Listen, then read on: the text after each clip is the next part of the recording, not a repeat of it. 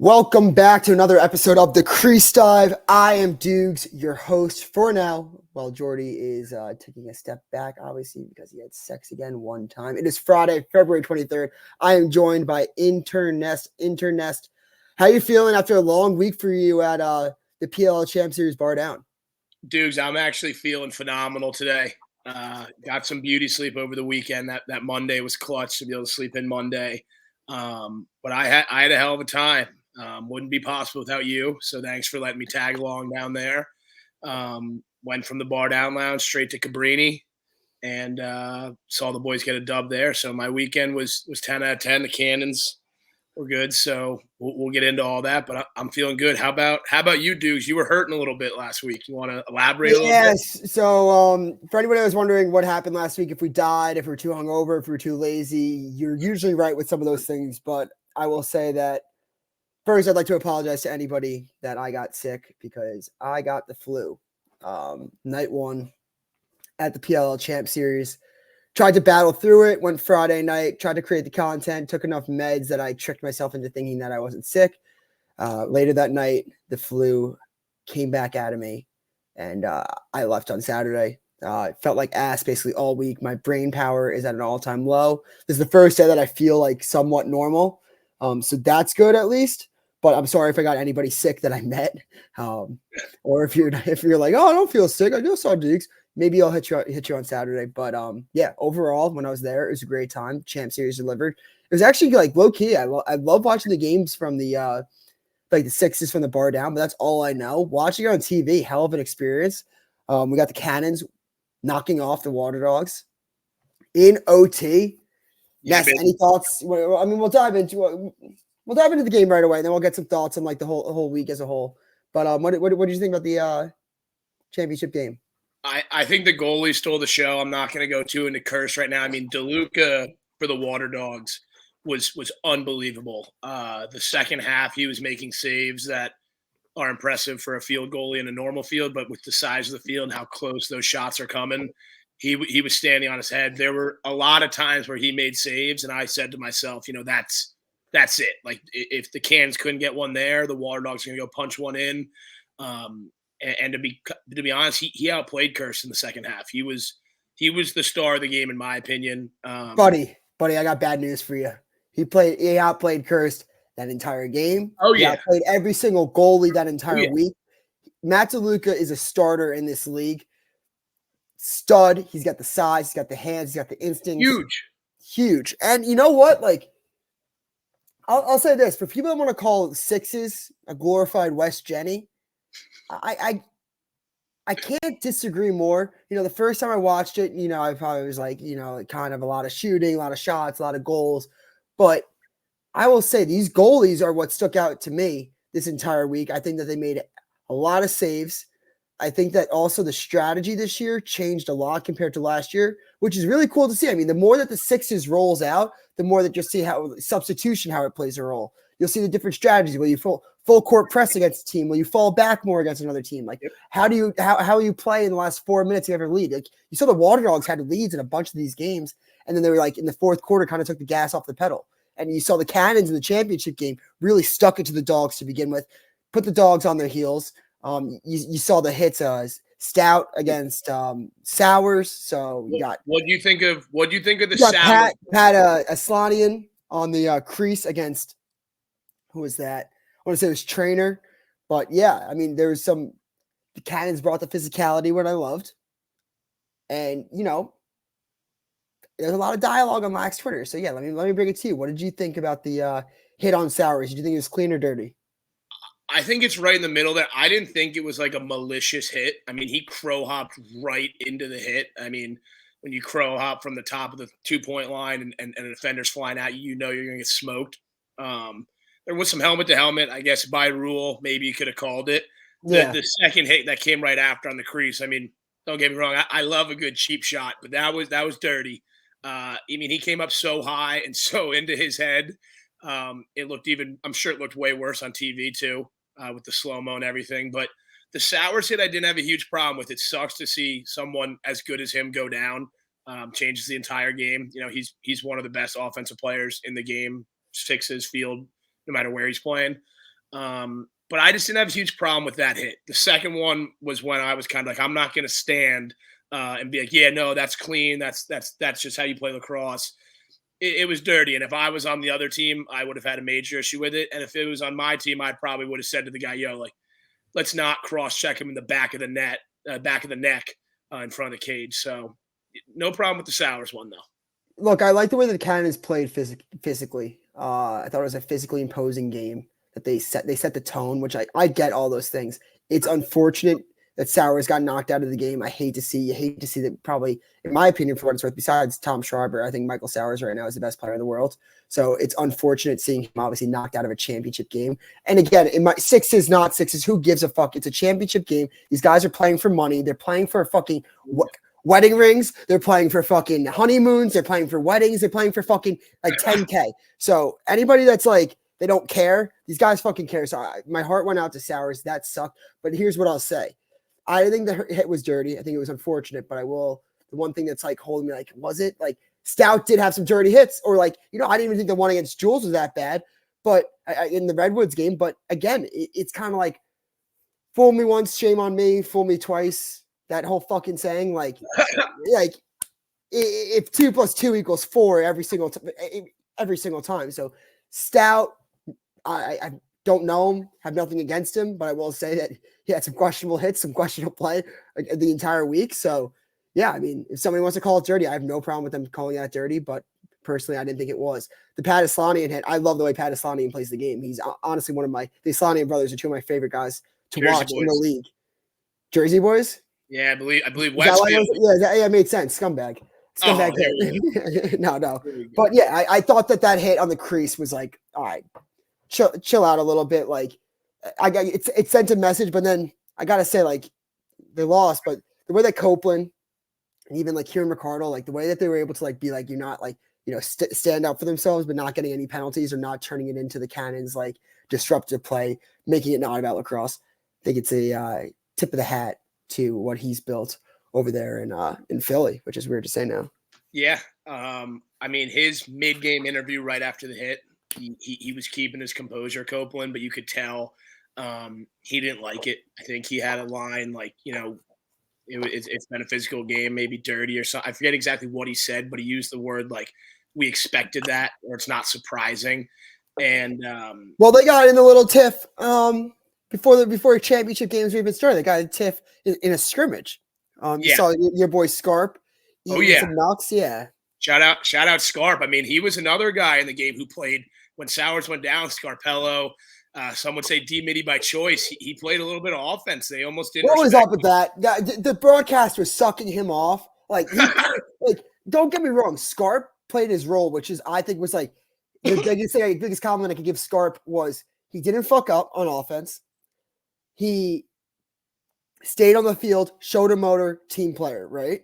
But I mean, they were fucking like sucking him off like he had like a hattie in the second quarter. Three assists and a goal, though. I feel like I could be wrong here. I feel like most D-Mitty guys were kind of popping off the field on offense. No, that's what I'm saying. Like the biggest compliment I could give him is that he stayed on the field and like showed like his motor, his toughness, team player, like Jersey guy. Yeah, like, that's a Jersey. But they were acting like he was fucking like callback. They were acting like he was Lyle Thompson out there. I just thought it was funny. I thought it was funny. He played a hell of a game. Yeah, deserved all the credit he got, but it was very funny. I thought from like you just would have thought that he was just 2001 Mikey Powell out there. That's fair. His first shot of the game, Curse got the best of him, and the next time he was on the crease, he dunked it right on Curse's head. So Rutgers crime. Oh yeah, I know he's a big Curse guy. I know when he got stuck by him on the crease, he was probably thinking, I can't let that happen again. So those are two Rutgers boys going at it. You think that when he snuck one by, he thought he was getting Curse of the week? No, I Curse of the Week's locked up. There was no one once the championship, spoiler, once the championship was done, I think we all knew who the Curse of the Week was going to be. And we have some surprise honorable mentions this week, some first evers, 2 first evers actually. So we'll get into that at the end of the show. But I was going back and forth. The Water Dogs won the championship. Scarp was definitely going to be in my conversation for stepping up. Maybe he was going to score the game winner. I know he plays with a lot of fire. I know he was real pissed off at some of the no calls at the end. I know you're a big Matty P guy. I don't want to come on here and slander the refs, but anyone who knows me knows I'm not a ref guy from top to bottom. I just don't like them. They usually don't like me. Me and Matty P would not get along if I was a player. I just know that he's a verbal ref, and refs, I don't want to say he's making it about him, but he has those side comments. He's got the mannerisms, and he plays that little main character. Yeah, but fuck that, Ness. Fuck that.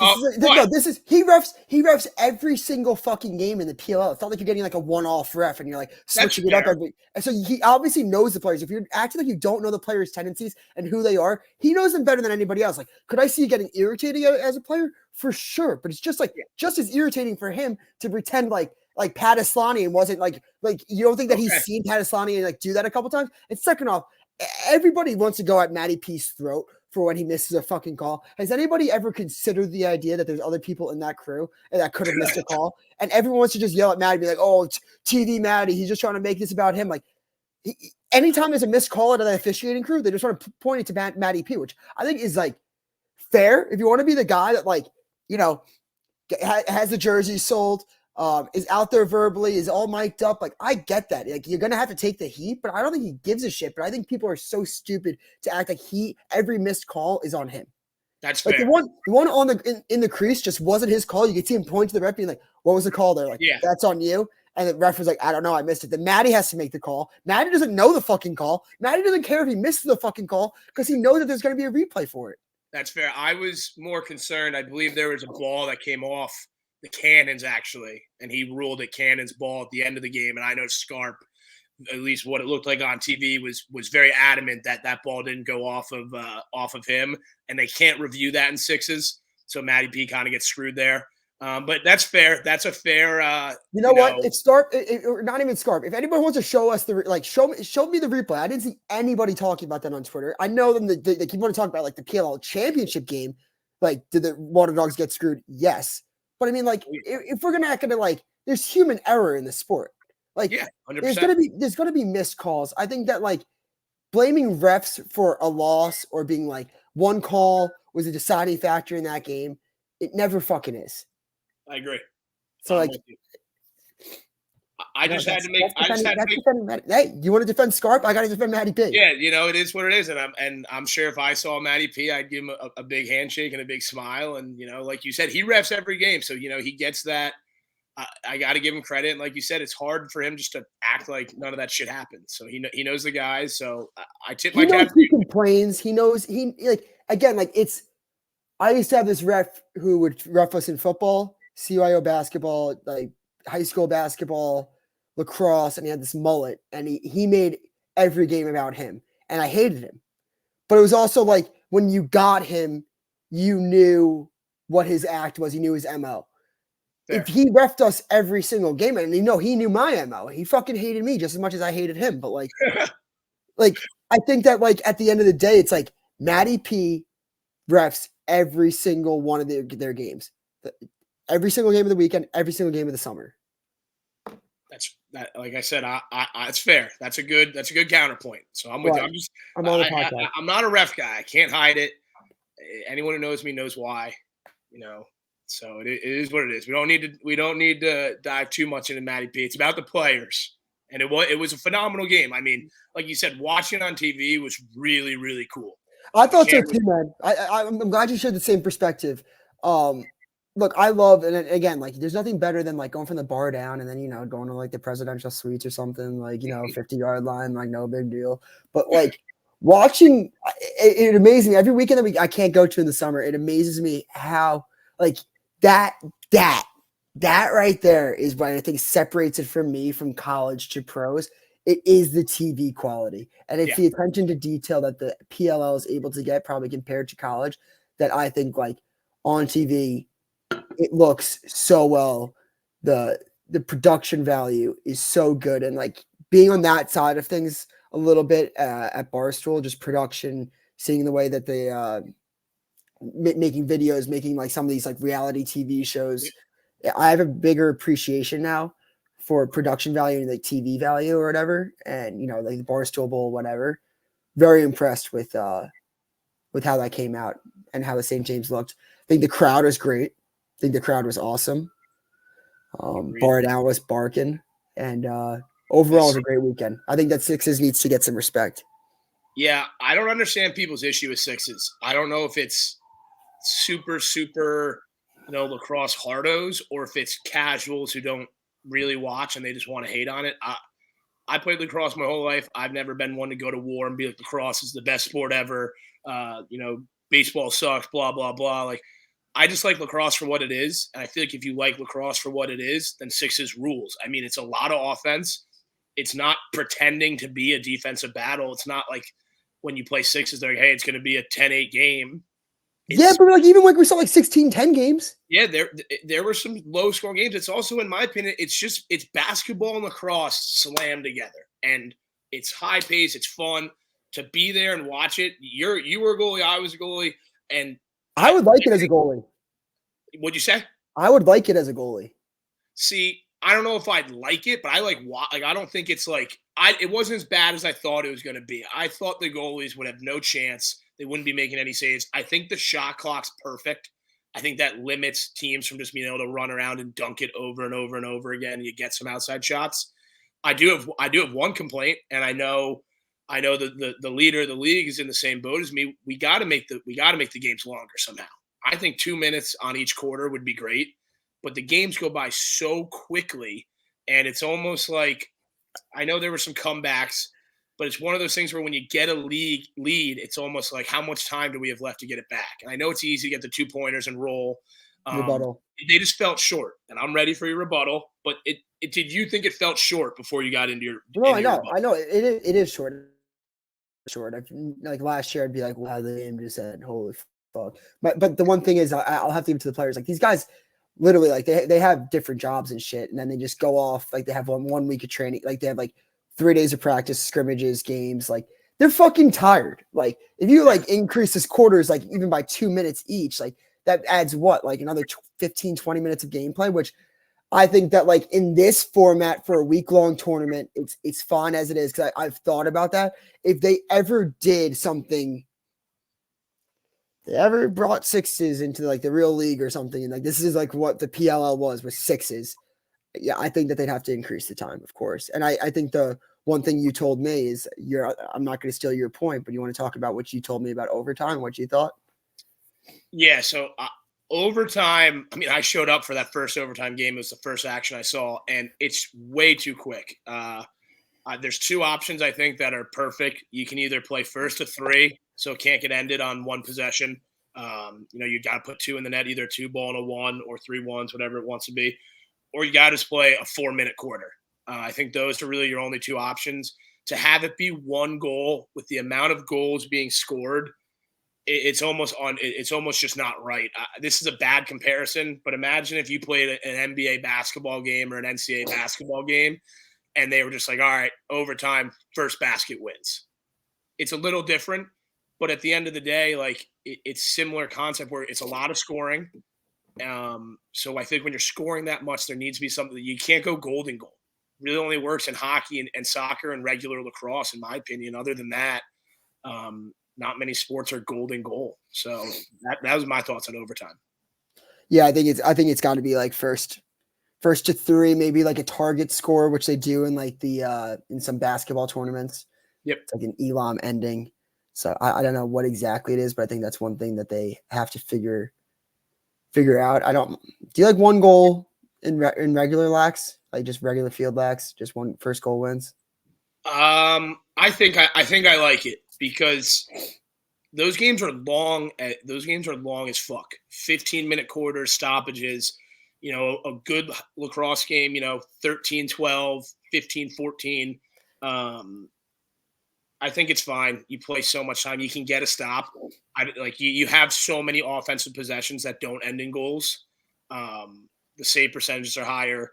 There's more players, the pulls. So I'm fine with the regular OT. What about you? You not a fan, or? No, I like it. Okay. I just want to make. I just think that on the Sixes field, they just had to change the overtime rules. And again, Sixes isn't. You might like it, you might not like. This is my last point, but I think that this is necessary for the growth of the sport. If this is what has to be done to get lacrosse on the global stage in LA 28, then fuck yeah, let's do it. You could even see teams like Japan are way more competitive in the sixes format. You know, it's hard for teams to find one. It's hard to find one good lacrosse player. To find 11 is even harder. So this will help bring six to the field, all short sticks. You know, it'll be a high level pace. It's going to be fun. And you know what? I'm committed to LA 28. I love that. I think a key point there is all short sticks. I think it's the elite defensemen in the world where the game is not as big are so much harder to find. To find a pull just from another country who isn't a lacrosse dominance, doesn't have like a big lacrosse array, they're not going to have, you know, tons of long pulls running around. But short stick is, you know, an easier stick to handle. It's easier to pick up. And like you said, a team like Japan, I could see being like just like sneaky, relatively dangerous in sixes because like they're just going to cock back and let it rip, and they don't have to worry about these 6'4", 250-pound pulls covering their guys. And that's like sort of the Canada and American MO is, you know, big pulls, big middies, and fast attacking. So I think six is going to be awesome in the Olympics. I think it hasn't really set in with me that in 2028 it'll be cool to be like, yo, the Olympic lacrosse is on. So that got me real excited for that when Rabel mentioned, he was like, hey, you know, it's not the exact same rules, but it's the same format. And they're going to straighten up those rules for the Olympics and figure it out. So I'm excited. I am too. And then I guess the last thing before we dive into college, little PLL note, rumors are swirling that Dane Smith might take off the 2024 season. Any thoughts from you personally on if he takes the season off? I haven't dove deep enough into it to, you know, make that call if he's gonna or not. Like you said, if he doesn't play, that player pool is deep. There's a lot of really good guys, and the rosters are so small. I think it almost makes it easier to replace a really good player, similar to how Lyle Thompson not playing for the Cannons. Yes, they'd be better with him, like we said, but would they? Some would say. Some would say.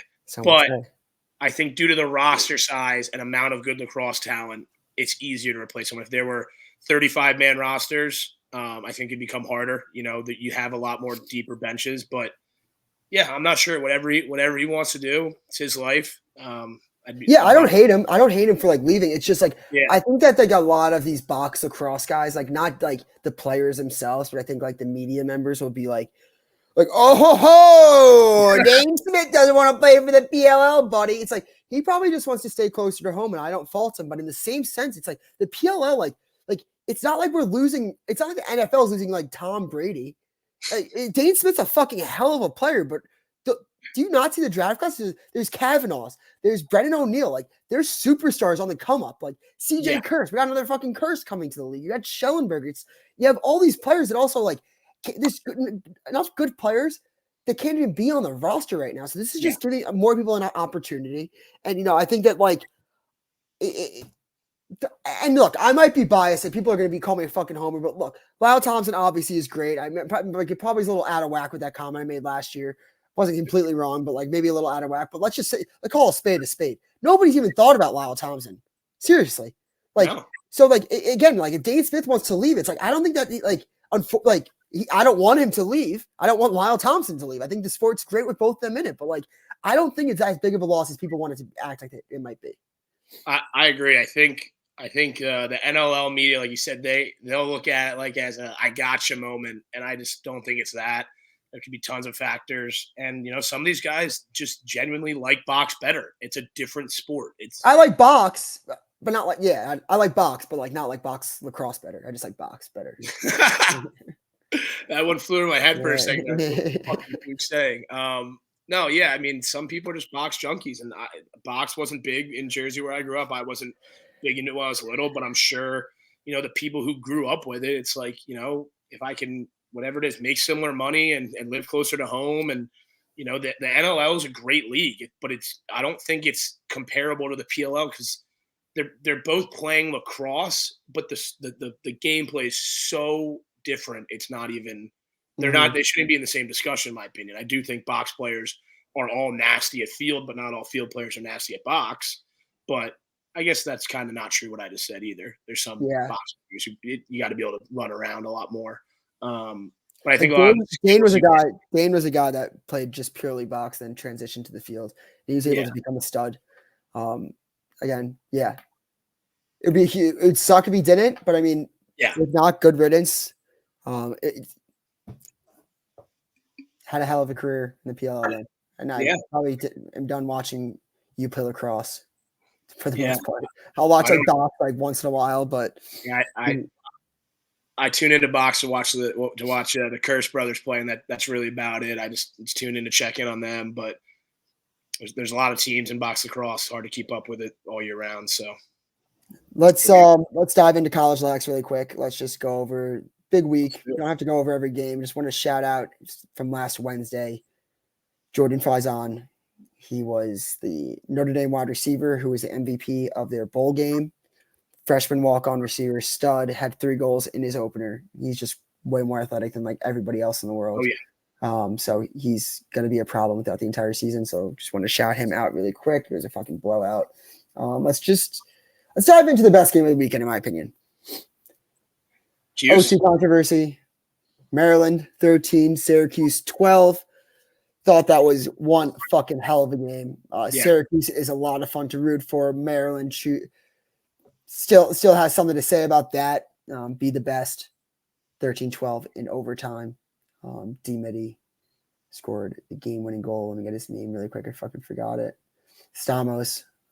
So what were your thoughts on the game? Were you inebriated at this point? Were you able to check it out as much? I know that you were on Cabrini, foot on the ground.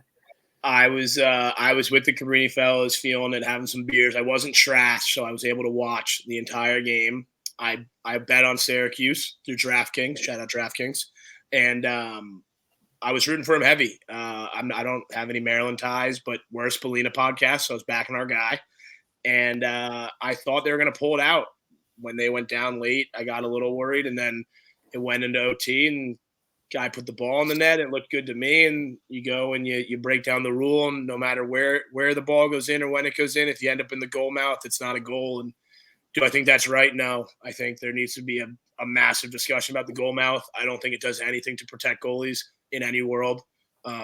It's not going to stop someone from diving into the crease, just like we kind of saw. A goalie can – I'm sure goalie still is likely to get his knee blown out, which is unfortunate if it ever happens, but I've never seen it. I've never been a part of it.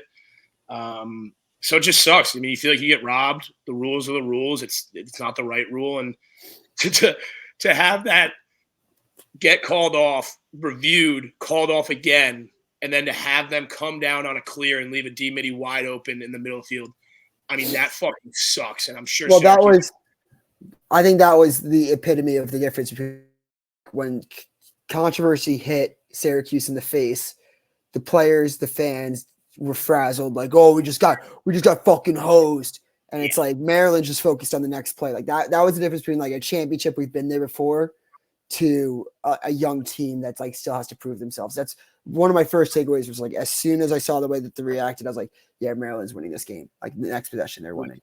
And they won it quick. I mean, quick. And I actually didn't agree with the call. I mean, I get that, like, yeah, it's a goal mouth, but I still think that he was kind of forced in there. Okay. I know I didn't have any money on the game. I know that might be like an unpopular opinion. I saw that like a lot of people thought like don't agree with that call. They thought that it was the right call by the ref. I tend to disagree. I think that he was kind of forced into that goal mouth.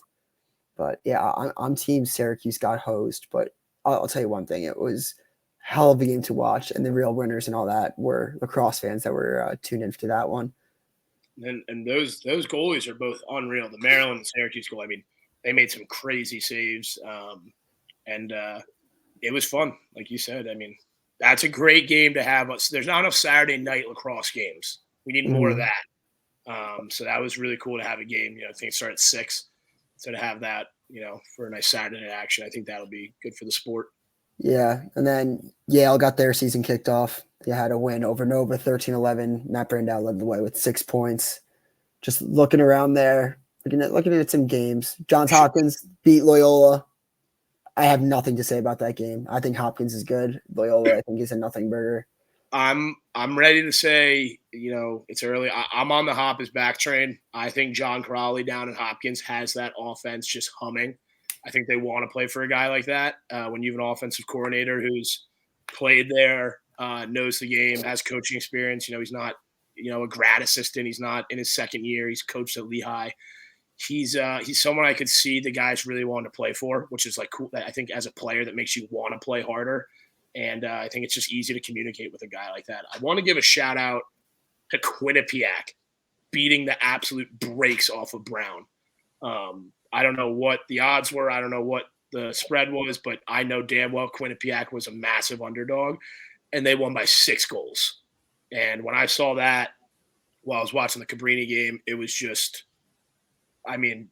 Brown historically is a solid program, has made championship runs, has had some unbelievable players, and Quinnipiac is not in that same tier as Brown. And it's one thing to beat a team, and it's another thing to beat the shit out of a team. So shout out the boys in Quinnipiac. I like to say they went out and had a good night. That's for damn sure. Yes, they did. Army kind of kicked the shit out of Rutgers 16-7. Yeah, Army's going to be a very good team this year. While Rutgers is a great program, I don't really see it being their year where they kind of sneak in or anything. No, I'm with you there. I think they'll be in the mid-tier of the Big Ten. I haven't kept up with Albany enough the last few years. I know they've had some good teams in the past, but Colgate being Albany, I know Colgate was a favorite in that game, which shocked me. I took the spread for Albany, but Colgate with another good win. Historically speaking, Albany's a much better lacrosse school than Colgate. So shout out the boys up there keeping it going still. Yeah, the Fighting Peter Bombs. I think that's a good win. I know Albany's got some players up there, so yeah. Colgate started off the season hot, lost to beat Penn State, and they got the shit kicked out of them a little bit by Syracuse, but It's a solid win over Albany up north, or I don't even know where Colgate is, to be honest. It's like somewhere in like Pennsylvania or New York. It's definitely north somewhere. It's definitely a cold college. Yeah. Virginia, 14-10 over Richmond. Big story there is Peyton Cormier, leading goal scorer in Virginia history. So shout out to Peyton Cormier. He's been there for about 7,000 years. But like that, I think the only thing Virginia is my pick to win the national championship for what it's worth. I think they're just going to find a way. Shelley, Boyden reminds me a little bit of like, what's his fucking name from Merrimack? Redwoods player. Fuck. You forgot this last time. I think you remembered it. I have no idea who you're talking about, but I think we've done this before. We have Charlie Bertrand. Yeah. Such a good grab. That was such a good grab, Kevin. Such a good grab. Charlie Bertrand. He reminds me of like Charlie Bertrand, like an attackman from D3, lit it up. I know Merrimack wasn't D3. They were like transitioning D2 to D1 when he was going, but I think that Boyden's going to be a problem. And McCabe Millen, stay tuned for that one. McCabe Millen is doing what he started off. I think he had like 4 goals, 4 points. That team's just going to be an absolute problem. They got like 6'4" giants on that defense. I think they match up terribly, or I think they match up awesome for themselves, but terribly for Duke. I think that they're people that could match up with Brendan O'Neill, the size of that as an attackman, Dyson Williams, and I also think that like when you're looking at like the length, causing problems for that Notre Dame attack, like I think that they are a matchup nightmare for teams. Yeah, they're huge. They got a Chatham boy down there, Griffin Kaloji in Virginia on the Virginia defense. He's still there. What'd you say? He's still there. He's still there. It's not the same Kaloji. It's his little brother, the Kaloji who won 2 national championships with him. It's his little brother. So he's good. Shout out those guys.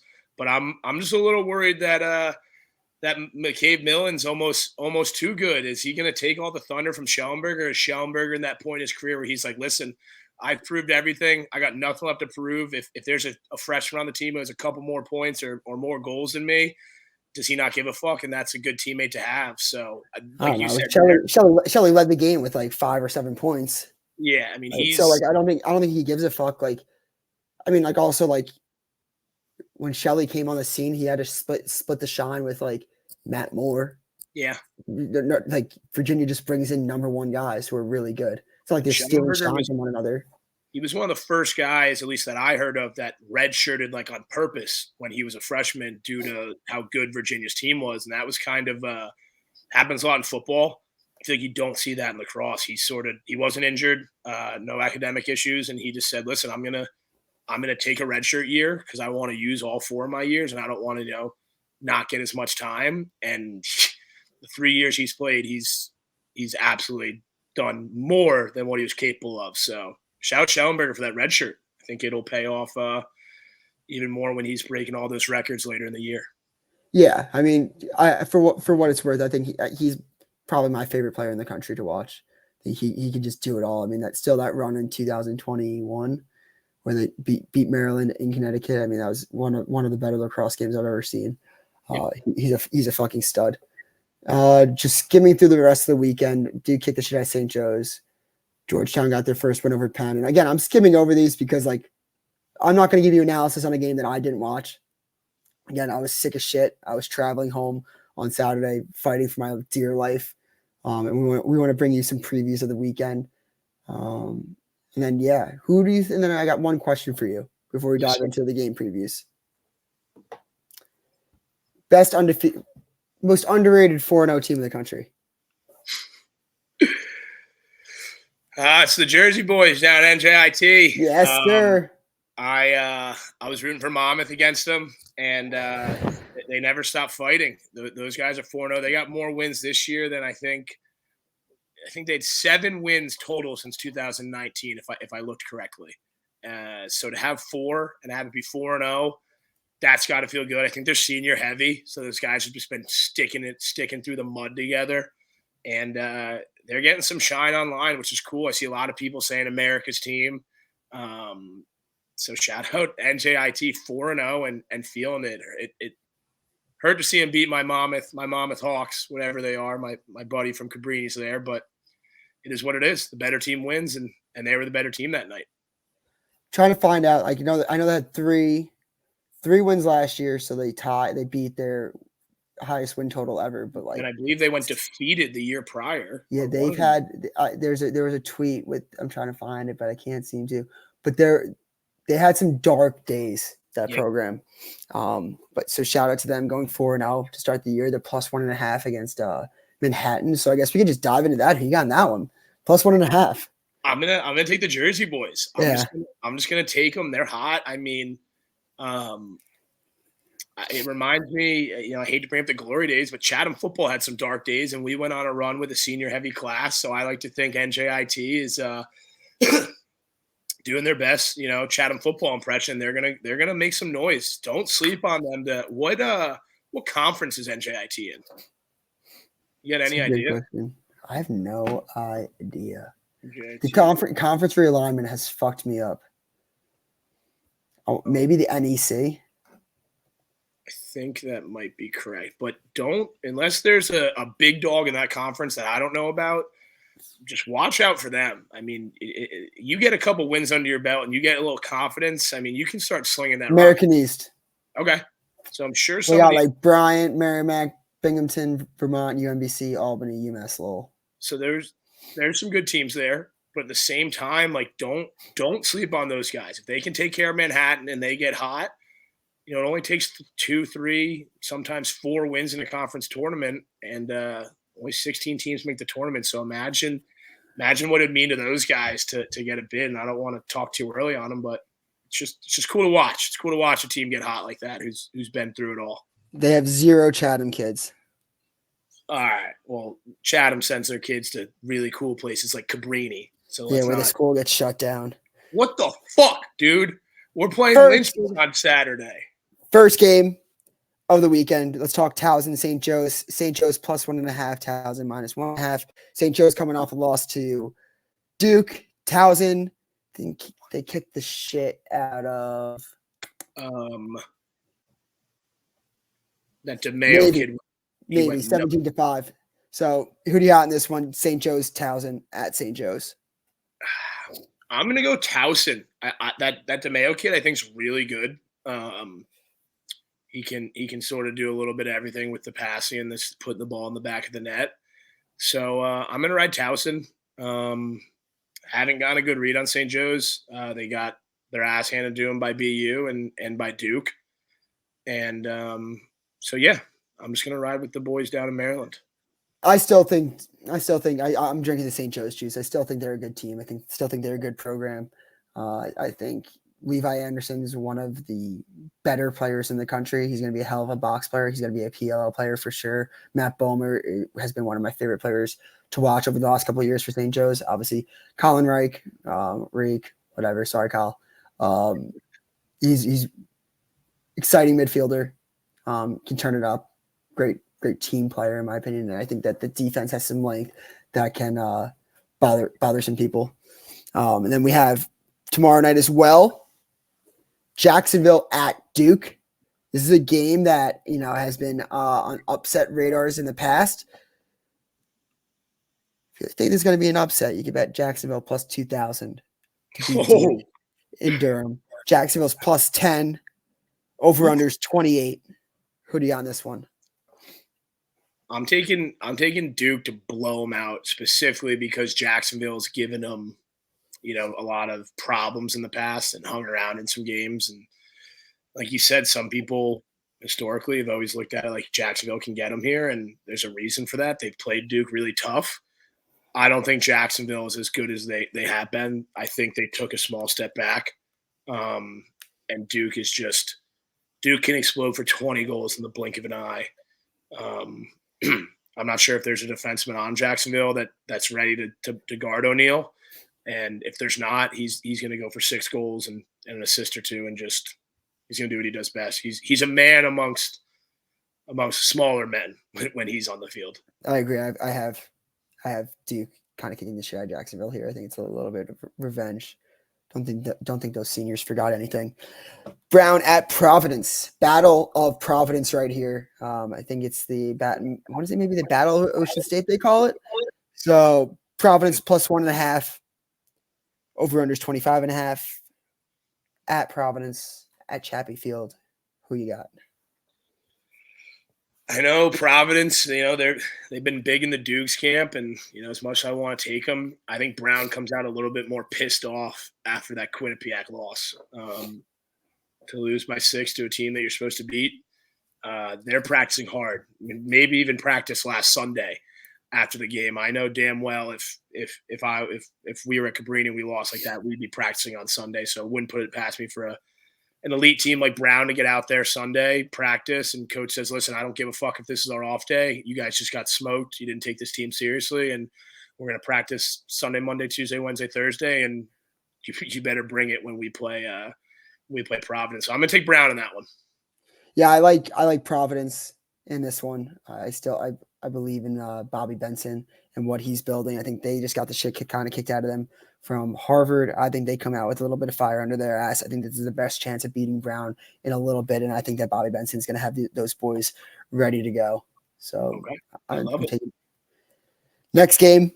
Johns Hopkins at UNC spreads North Carolina plus 1.5. Over under is 24. Who you got? I was hyping them up before. I'm going to roll with Hop. I'm a loyal guy. UNC has those, they got Petramala and Duffy coming up as the freshmen. I haven't watched a lot of UNC lacrosse this year. I've watched a lot of Hopkins lacrosse, and I like what I see. So I'll take them spread. I'll give the 1.5. I think Hopkins has a complete team. I've talked a lot about the offense, but I mean Chase Erlin and net, he's phenomenal. He's proven himself at Cornell. Comes from a lacrosse family. I think that always helps as well. And so that game down in UNC, you said, or is it in Maryland? I know Hopkins. UNC. Hopkins has played a ton of home games already. So yeah, I'll take the Hop on the road. I don't like going against a home team dog, though. I'll tell you that. Yeah, I think UNC's got some dogs in them still. I think they're going to be one of the more underrated teams this year. I have North Carolina winning this one. They still got Lance Tillman. They got Harry Welford, who was a Bucknell guy, transfer there, still there. It looks like. And then you nailed it with Owen Duffy, Don Petramala, and Logan McGovern. I think is a stud from UNC. I think that Paul Barton might be one of my favorite polls, most physically imposing guys that I've seen on a lacrosse field in college in a while. And let's just bring it to the cage. Colin Krieg's a game changer. I think that for the money, he's the best goalie in the country, not named Liam Entman. For a while, you could have made the debate Krieg or Entman, and I think the only reason that Krieg's not in the discussion anymore has really been because of the talent surrounding him in the last couple of years at Chapel Hill. Colin Krieg is a name. Don't forget it. I know if you've been following college lacrosse for the past couple of years, you didn't forget it, but He's an absolute stud, and I think that UNC has problems all over that field. I love it. We might have to get a little battle. We got a couple mismatches here between you and I. Oh yeah. Let's look at which game should we do next. Wow. All right, let's do Rutgers Loyola. Loyola minus 1.5. Rutgers plus 1.5. Quick shot. Who you got? Last time I bet against Loyola, they beat the shit out of Georgetown. I'm gonna go with Loyola. I hate going against the Rutgers boy, but my allegiance is gone without Curse. So Loyola. Under 24.5 for me. Vermont, Utah. Utah minus 3. Who you got? Utah. They can swing it. I'll give the points, or I'll take the points. I apologize. I'm with you on that one. I'll take those two. So if they lose but they cover, good teams win, great teams cover. Diving into the thick of it. Princeton at Maryland. Maryland's minus 3.5. Thoughts, picks. Who you got? I think Maryland wins. 3.5's a lot, though. I mean, I think Princeton has a good squad. It sucks that they have to lose guys to the transfer portal because of the stupid Ivy League rules with you can't play more than 4 years at a school. So if I'm betting on the spread, I'm betting Princeton. But if I'm taking the winner, I think Maryland's going to win that game. I just don't think they're going to win by 4. Yeah, I think Princeton keeps this one close. I think Maryland coming off that emotional win. I don't like it for them, and I think that Princeton's still they're regrouping.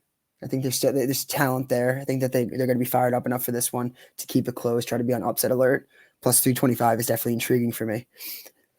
Ohio State at Virginia. Virginia is minus 7.5 point favorites. Ness, what's your thoughts, concerns about this game? That's a lot of points. I've been seeing this goalie for Ohio State. They call him Big Tasty. He's a big boy freshman. I love not to be confused with Big Tasty on Twitter. Yes, correct. Not to be confused with the Twitter Big Tasty, but he's a good player. I think he's stepping up for an upperclassman who got hurt. I'm not sure exactly the guy's name, but when you have a goalie like that, he could get hot. He's young. He hasn't been shelled a whole lot, and I think that inexperience could help him here to maybe let the nerves just go and play what you know how to do. I'll take 7.5 from Ohio State. Do I think Virginia wins? Absolutely. But that's a lot of goals. Ohio State's a good program, and so I'll take the boys out in Ohio. Yeah, I'm taking Virginia to slam Ohio State. I hate Ohio State. I think they're one of the most overrated teams, to be honest. Can't get a read on them ever. It's fair. Virginia by legitimately a jillion. They could not be more better. They couldn't be. Honestly, this might be one of my favorite picks of the weekend. I love it. That's couldn't be more opposite of each other there. That's great. Notre Dame, last game. We'll go over Georgetown at Notre Dame. Notre Dame's minus 7.5 as well. Over under 26.5. Who you got in this one? I'll take the under, and I'll also take Notre Dame. That's so you're taking Notre Dame to win by a shit ton, but keep it under. What's the score? What does a Nest score look like right now? I need to know that. I think it's 15-6. Okay, yeah, that would keep it under. I think that over under was pretty. You said it was 26.5. Yeah. Yeah, I think that's pretty high. I think that's a lot of room for Notre Dame to run up the score, and that Notre Dame defense is crazy. They got another Chatham boy down there, Chris Conlon. He was a starter for the Natty team last year, and when you got Liam in net, like you say, he's the best goalie in the country. So some would say the world. Nah, that's impossible because there's a guy I know whose name rhymes with Ball and Durst. Yeah, and he's who has never won a national championship. Oh, geez. Yeah. Oh, my God. I have Notre Dame smacking the shit out of Georgetown here, too. Notre Dame's just a different beast. Different beast. I picked them to win it last year, and I'm picking Virginia this year. Kind of just like a feel play, but if Notre Dame ran it back, I wouldn't be surprised at all. I'm a Notre Dame guy. I think they're dangerous. They're dangerous. They're feisty. That defense, that offense. I'm excited for dogs all over the field. What'd you say? Dogs all over the field for them. Yeah, I'm excited to see them play a higher caliber team. Seeing them play Cleveland State just doesn't do it for me. Yeah, I'm pretty sure Cleveland State. I think they scored an own goal Yeah. That's tough. Any Cleveland State listeners out there, no disrespect, but I mean, that's hard to do in lacrosse. It's very hard to do at that level. So it'll be cool. Let me see you said the guy who played football. I can't pronounce his last name. I'm Jordan Faison. bad with names. But I want to see him play a step up to caliber talent, see how he can do, because he'll run right by them. Lacrosse, so. He'll run right by them. That's all we got. Trying to keep this under an hour. Ness, you got any closing comments? If we got time, just quick curse of the week. All right, quick curse of the week. We'll be quick. First honorable mention goes to first team ever to win a curse of the week honorable mention. Cabrini men's lacrosse, 1-0. No surprises there. Beat the living fuck out of Haverford. Haverford's never beaten us. They'll never get another chance. That sucks. I know it hurt. I know you heard me. It is what it is. Second honorable mention, Matt Nessler. First ever self-proclaimed honorable mention. I'm happy to accept the award. It feels good to get my name in the book with some greats. Why am I the honorable mention? Just simply being able to travel and watch lacrosse and drink beers with a smile on my face. But the most important thing was I didn't throw up once. And anyone who knows me knows when I drink, I'm going to get sick. Whether I have 5 beers or 50 beers, at some point in that weekend, I'm going to get sick. No throw up from Ness. That's honorable mention play. And for this week's winner, the first time he's won it in 2024, Colin Kirst, the Cannons goalie. He's officially a champion. Dude's trying to slander his name, saying he doesn't have any national championships. Well, guess what? He's got a PLL Champ Series. Yeah, he does. He's the star of the show. I loved it. I love Colin, and it was fun to watch. He's got a good team in front of him. So, Colin, I'll be getting you a shirt. Just a quick little tidbit for everyone. We got Curse of the Week shirts for the viewers out there. They're coming. If you're a winner, send me your address. I'll send it to you. I'll be giving some away on the side.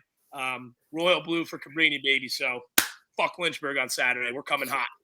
Make sure you're following us everywhere. The Crease Dive, Stool Crease Dive. Either one should work wherever you're trying to look. Subscribe, please. Press subscribe. It takes 2 seconds. It's free. Like the stream. We're live on Rumble, #1 lacrosse podcast on Rumble. Subscribe to us on YouTube. Follow us on all socials. Thanks, guys, for tuning in. Peace out. See you guys next week. Always fun.